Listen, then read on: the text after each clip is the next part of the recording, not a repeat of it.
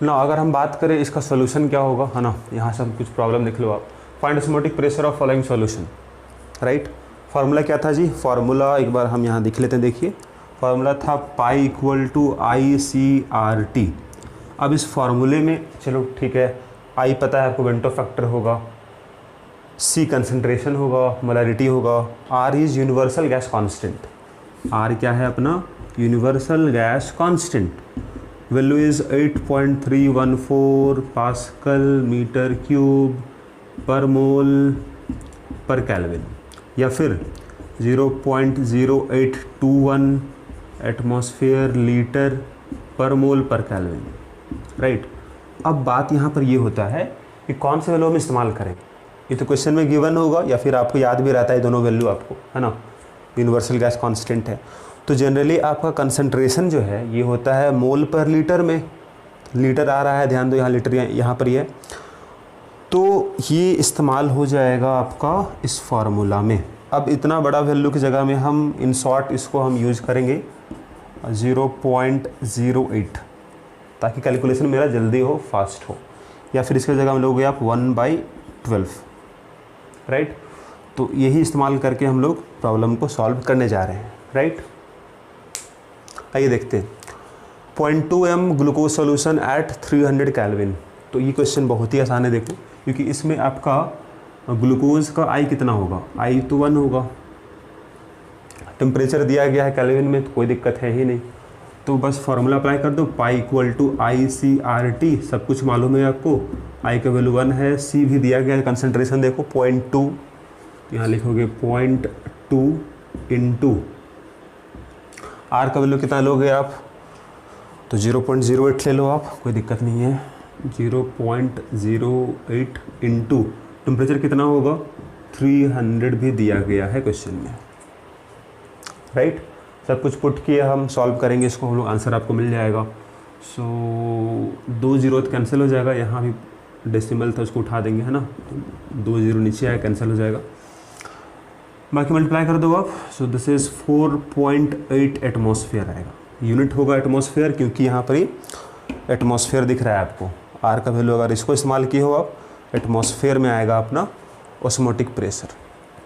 अगर इस्तेमाल करोगे इस वैल्यू को आप, तो आपको मिलेगा प्रेशर पास्कल में, लेकिन वहाँ उस केस में आपको ध्यान देना होगा, कंसंट्रेशन पुट करना होगा आपको मोल पर लीटर नहीं, क्योंकि यहाँ मीटर क्यूब दिख रहा है आपको, है ना। अगर SI यूनिट में है तो आपको लीटर में चेंज करना होगा मीटर क्यूब में, तब ही इस्तेमाल होगा। तो जनरली हम ये बोलते हैं कि क्वेश्चन में आपका दिया रहेगा कंसंट्रेशन मोल पर लीटर में, अगर मोल पर लीटर में है तो आप नीचे वाला वैल्यू को इस्तेमाल करोगे क्वेश्चन में, राइट।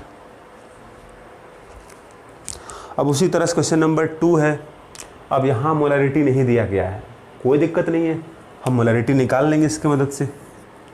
हम बताएं रिलेशन आपको मोलैरिटी निकालने का।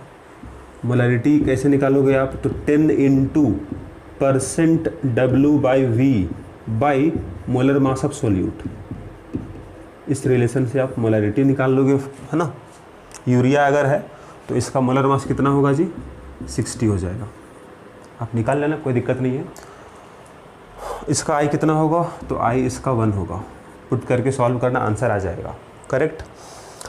डेसी मोलर है K4 है ना।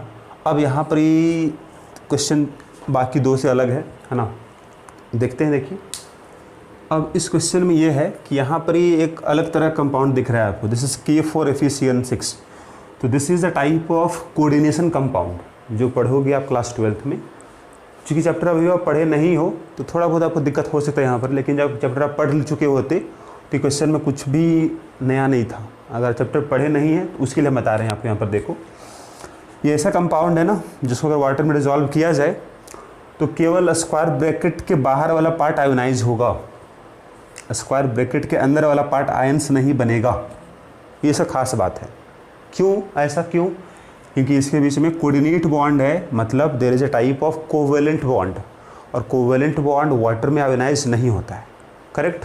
तो अभी आयोनाइज किस तरह से होगा, तो K4 है, FeCN6 है, राइट। तो आयोनाइज किस तरह हुआ होगा वाटर में, 4K+ और FeCN6 -4, +4 -4, नेट चार्ज 0, राइट। ये रिएक्शन हुआ होगा।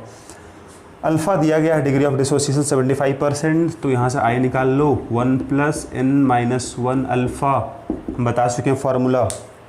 तो 1 हो गया प्लस n क्या होगा, एक मोलिक्यूल से कितना आयंस बन रहा है, 4 और एक 5, तो ये 5 हो गया। अल्फ़ा कितना 75% है, 75/100।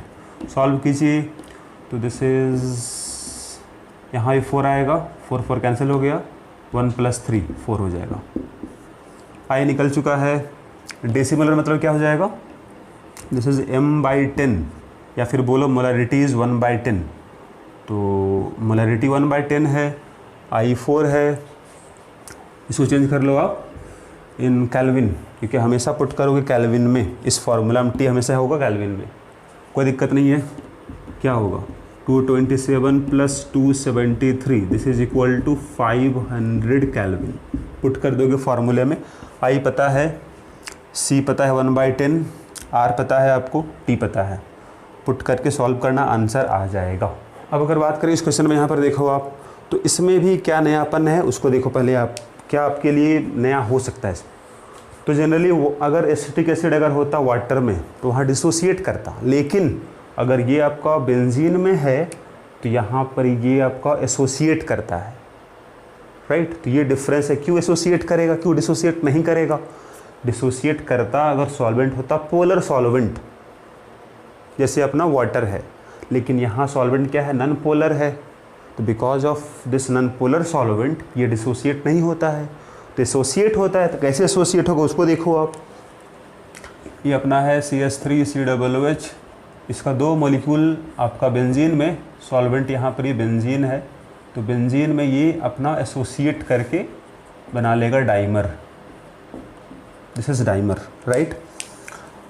तो ये क्यों बना है, बिकॉज ऑफ हाइड्रोजन बॉन्ड। अगर आप बगल में दिखाना चाहते हो तो दिखा सकते हो आप। ये अपना एक मॉलिक्यूल है, दूसरा मॉलिक्यूल भी रहा, अब इसके बीच में बनता है हाइड्रोजन बॉन्ड, क्योंकि ये अपना डेल्टा माइनस होगा, ज़्यादा इलेक्ट्रोनेगेटिव है, ये डेल्टा प्लस होगा क्योंकि ये बॉन्डेड है ऑक्सीजन से, ज़्यादा इलेक्ट्रोनेगेटिव था, तो यहाँ पर फोर्स डेवलप हो जाएगा, यहाँ वही है प्लस माइनस। तो दिस इज़ हाइड्रोजन बॉन्ड, ये अपना हाइड्रोजन बॉन्ड है, उसके कारण दोनों मॉलिक्यूल आपस में जुड़ गया और बिहेव करेगा एक पार्टिकल की तरह, राइट। आपको यहाँ टेम्परेचर पता है ना, तो कोई दिक्कत नहीं, आप इसको चेंज कर लो केल्विन में। तो टेम्परेचर पता है आपको 300 केल्विन, चेंज कर दिए उसको हम केल्विन में। अब इसका चूँकि यहाँ पर अल्फ़ा दिया गया नहीं है, तो हम मान लेंगे अल्फ़ा आपका 1 है, या फिर 100% एसोसिएट करेगा। तो आई निकालना होगा 1 + 1/n-1 अल्फ़ा। ये फार्मूला था किसके लिए, आपका एसोसिएशन के लिए। No problem. 1 + n क्या होगा, कितना मॉलिक्यूल मिल के एक पार्टिकल बन रहा है, तो 2, तो 1/2 - 1 अल्फ़ा लेना होगा 100%, या फिर 1 बोलो। 1 प्लस ये अपना -½ हो जाएगा, मतलब ये हाफ आ गया जी, राइट। तो आई भी निकल चुका है, टी भी निकल चुका है। आई पता है, टी पता है, सी कितना होगा, तो सी दिया गया है, देख लो 2m, पुट करो आंसर आ जाएगा, नो प्रॉब्लम। तो अगर आप सॉल्व करो क्वेश्चन नंबर 2 को, यहाँ आपको पता है %W/V, तो पहले आप मोलरिटी निकाल लो। हम बताएं फार्मूला आपको 10 × %W/V by molar mass of solute, right. इससे आप मोलरिटी निकालोगे, और KCl है तो आई तो आपको निकालना होगा, क्योंकि यहाँ आपको ऑस्मोटिक प्रेशर दे दिया है। पाई आपको पता है जी 21.6, पाई पता है। टेम्परेचर भी पता है आपको, चेंज करो केल्विन में, 300 केल्विन। तो फार्मूला क्या था, पाई = CRT, फार्मूला था पाई = I × CRT, राइट। तो पाई पता है, सी भी पता है मोलरिटी, राइट, आर कांस्टेंट पता है, टी पता है। पहले यहाँ से आई निकालो आप। आई निकालने के बाद क्या करोगे आप, आई निकालने के बाद चूँकि इसका डिसोसिएशन होगा KCl का वाटर में, सॉल्ट है तो डिसोसिएट करेगा, तो किस तरह देख लो, K + Cl-, तो आई का फार्मूला होता है 1 + n-1 अल्फ़ा, अब इस फॉर्मूले में आपको आई यहाँ से निकाल चुके हो, आप इस फॉर्मूला से आई निकाल चुके हो। हाँ, एन नहीं पता है, कोई दिक्कत नहीं। इस रिएक्शन को देखो आप, इस रिएक्शन में इस एक मॉलिक्यूल से 2 यहाँ बन रहा है आयन, मतलब एन का वैल्यू हो गया अपना 2। आई निकाल चुके हो, एन भी पता चल चुका है आपको, तो अल्फ़ा निकाल लोगे यहाँ से आप, कोई दिक्कत नहीं है। तो यहाँ से आप अल्फ़ा निकालोगे, that will be your answer, right. और आंसर अगर बात करें तो आंसर इसका होगा, this is alpha is equal to 0.8 होगा, राइट। अब यहाँ 2 सॉल्यूशन आपके पास है, वी हैव 2 सॉल्यूशन, दोनों को मिक्स किया गया। अब बताना है कि जो आपको बन रहा है सॉल्यूशन मिलाने के बाद यहाँ पर पाई क्या होगा। यहाँ पाई 1 आपको पता है, पाई 2 आपको पता है ना जी। तो पहला सॉल्यूशन है 100 ml का, दिस इज़ 100 ml है, ऑस्मोटिक प्रेशर कितना है और 2 एटमॉस्फेयर, तो दिस इज़ 2 एटमॉस्फेयर है।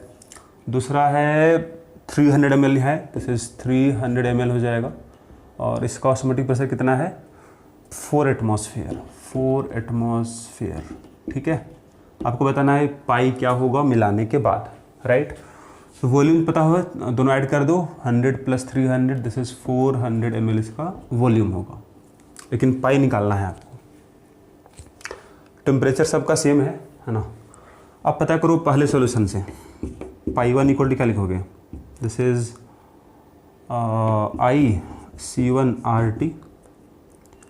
अब यहाँ आपको सोल्यूट नहीं दिया गया है, तो सोल्यूट अगर नहीं पता है तो हम मानेंगे I को 1, मतलब पाई 1 इक्वल टू कितना होगा C1RT, तो पाई 1 इक्वल टू N1 हो जाएगा, और ये V हो जाएगा, है ना, V1 बोल सकते हो आप, R × T।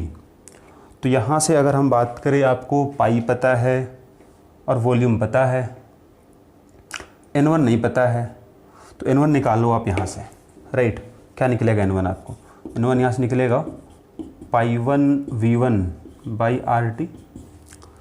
उसी तरह से पाई 2 इक्वल टू लिखो आप CRT C2, क्योंकि यहाँ भी I 1 लेना होगा, सोल्यूट नहीं पता है, तो यहाँ से भी लिखो उसी तरह से पाई 2 इक्वल टू N2 V2/RT। तो N2 कितना निकलेगा, पाई 2 V2/RT, राइट। अब हम मोल निकाल चुके हैं, यहाँ पे कितना मोल था, यहाँ और यहाँ, वही मोल यहाँ मिलेगा आपको, दोनों ऐड कर देंगे यहाँ पर ही।